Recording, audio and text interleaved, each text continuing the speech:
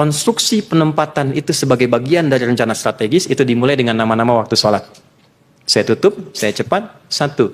Subuh. Ada yang tahu kenapa nama pertama waktu sholatnya subuh? Nggak ada hadiah umroh, nggak apa-apa. Oke, subuh itu dari kata asbah.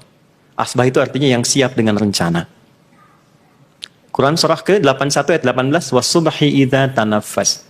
Bersamaan dengan tibanya waktu subuh, dengan nafas yang kau keluarkan, masuk dan keluar itu, belajarlah dari tumbuhan yang sudah punya rencana mengeluarkan kebaikan dengan oksigen. Belajar dari matahari yang sudah memecah kegelapan malam dan mengeluarkan sinar-sinar dengan membawa manfaat-manfaat yang baik. Maka setidaknya, kalau orang Arab tanya kaifa asbahtum, bukan hanya kayak bagaimana kabarmu pagi ini, tapi maksudnya engkau punya rencana apa yang akan dieksekusi di hari ini sampai engkau tidur lagi. Kenapa waktu sholat pertama disebut subuh? Memberi kesan orang Islam itu nggak boleh bangun tidur tidak punya rencana prioritas yang jelas.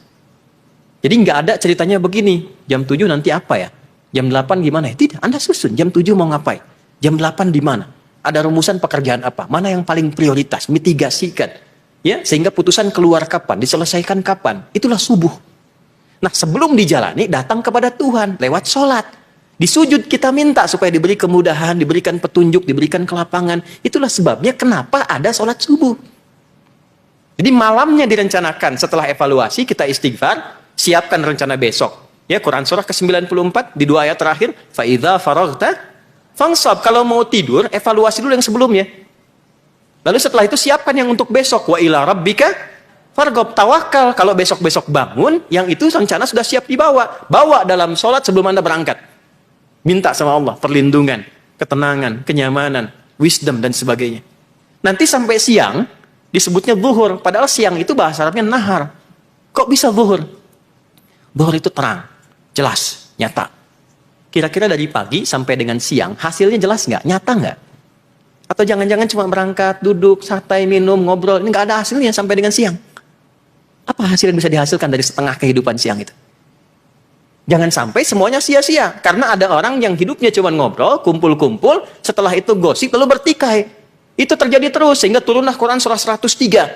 Ya, maka disebut dengan Al-Asr namanya. Al-Asr itu bukan sore. Sore itu masa bahasa Arabnya.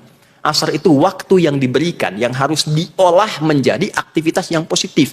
Ini ada orang yang cuma datang, kumpul-kumpul, ngobrol-ngobrol, nggak ada isinya, lalu bertikai. Maka turunlah wal asr. Aku bersumpah, kata Allah, aku berikan kepada engkau investasi waktu itu, untuk engkau olah menjadi kegiatan positif. Innal insana, sungguh, manusia yang beraktivitas itu, lafi khusr, akan cenderung berada dalam kerugian kalau tidak mampu mengolah apa yang aku berikan kepadanya menjadi kegiatan-kegiatan positif. Illal ladzina amanu, kecuali orang beriman. Orang beriman itu apa ciri utamanya? Wa amilus shalihat. Imannya mendorong dia pada semua kegiatan-kegiatan positif yang bernilai baik. Dari boleh memandang, berbicara, mendengar, sampai terakhir membuat putusan-putusan yang baik. Jadi kalau Bapak Ibu mengaku beriman, maka iman itu akan bekerja ketika Anda menunaikan profesi Anda. Nggak akan ditemukan isu integritas dan selalu punya prioritas dalam berkehidupan. Setelah itu maghrib itu gurub, tenggelam. Anda sekarir sehebat apapun, pada akhirnya akan muncul masa-masa di akhirnya.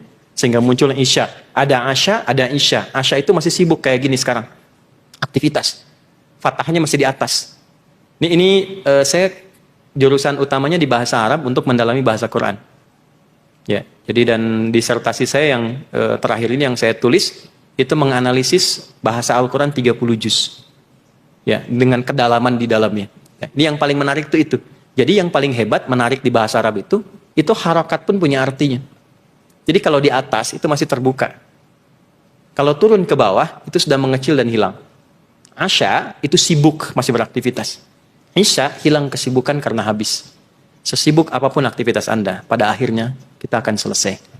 Mata terpejam, kemudian tertidur, dan yang kita bawa dalam tidur kita adalah kenangan dan legasi-legasi yang kita hasilkan selama kita beraktivitas tadi.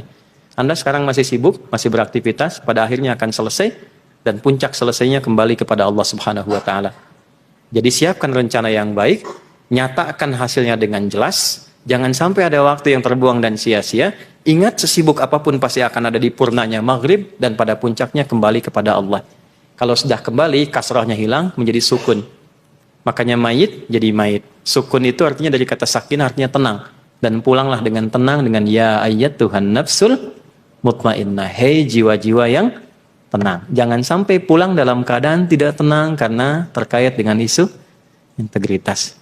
Itu ada maknanya Pak, Bu. Indahnya itu seperti itu.